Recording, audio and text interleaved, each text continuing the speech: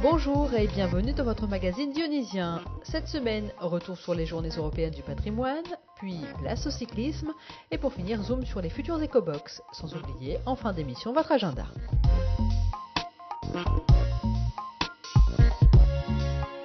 Je reçois la cendre sur mon front.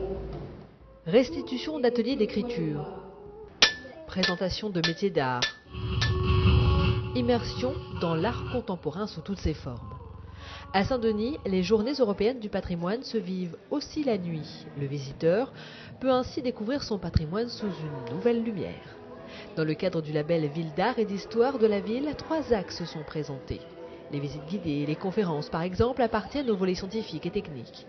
Il y a également un volet artistique où des ateliers de peinture s'ouvrent au public et les expositions contemporaines les invitent à une réflexion. L'art contemporain, en fait, c'est demander à la création actuelle d'interpréter, de parler, d'interroger le patrimoine, la mémoire du territoire. Les journées européennes du patrimoine, c'est aussi la tradition, comme ces ferronniers d'art qui ont su happer l'attention du public. Ces passionnés avaient installé leur atelier à ciel ouvert pour montrer la minutie de leur travail, presque disparu dans l'île. La ferronnerie d'art survit encore grâce à la filière, unique en Outre-mer, où ils enseignent.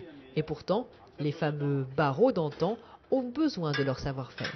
La CNOR nous va signer une convention avec nous pour qu'on recense toutes les grilles fer forgées sur le beau pays. Et tout ça pour apprendre aux élèves à rénover ça. Parce qu'il n'y a plus personne sur l'île qui le fait. Cette année, la nouveauté aura été le bal La Poussière. Il vient illustrer le volet populaire du label. Concocté par Jean-Luc Trulès, l'Orchestre populaire de la Réunion et sa quinzaine de musiciens a chanté les standards des années 60-80. La pire question pour poser, ça, meilleure la musique. Ah, les gaillards! C'est bien. Les fidèles ont déjà pris rendez-vous pour l'an prochain.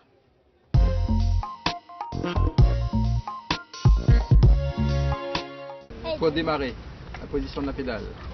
Le vélo n'a pas de secret pour Anthony Cheffiard. Cet éducateur sportif de la ville de Saint-Denis a toujours baigné dans le monde du cyclisme. Et pour cause, son père n'est autre que Gabriel Cheffiard.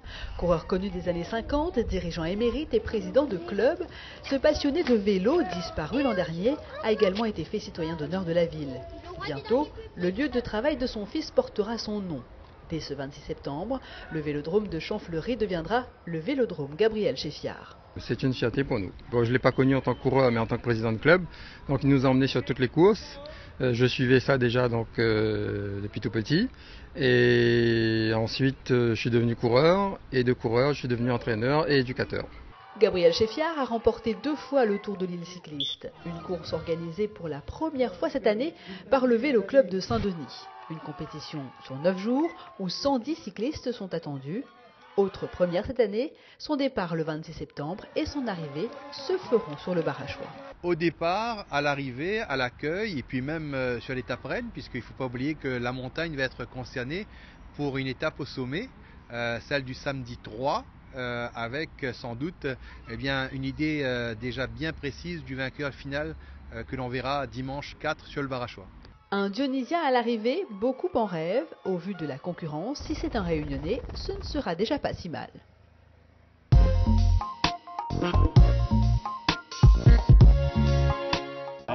Il faut qu'on voie les distances réglementaires, bien sûr. L'heure est à la discussion entre les services techniques de la ville, l'élu de secteur et les agriculteurs de Saint-Bernard. L'ordre du jour, la future implantation d'Ecobox dans ce quartier de la montagne. C'est ici que doivent prendre place les modules. Ils proposeront des services ou des activités économiques répondant aux besoins du secteur. Pour l'heure, il s'agit de poser les contraintes techniques. 11 Ecobox vont être implantés d'ici la fin de l'année sur les secteurs de Vauban et de Butor.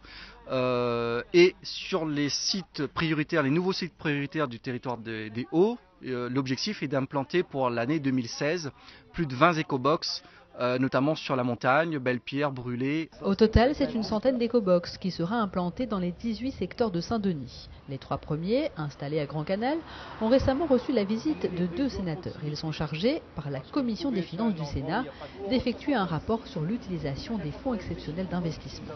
Cette dotation finance à hauteur de 50% la création des 40 premiers éco-box. L'objectif, c'est de vérifier si le fonds exceptionnel d'investissement doit être poursuivi en l'état, s'il doit être amendé, si des projets plus spécifiques doivent être ciblés. Et donc c'est tout le travail que nous faisons avec tous les intervenants des services de l'État pour vérifier si effectivement ces dotations sont correctement utilisées. Concernant le projet dionysien, les 2 parlementaires ont pu voir que les financements de l'État ont été correctement utilisés pour le développement de l'activité économique.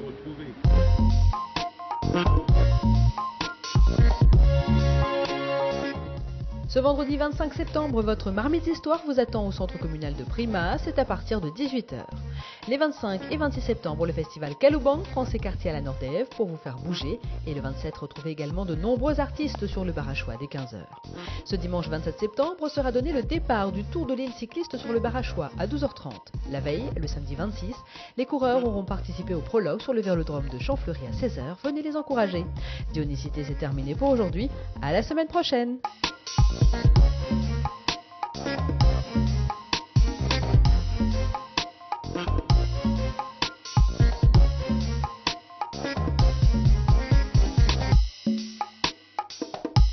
La ville de Saint-Denis vous a présenté Dionicité.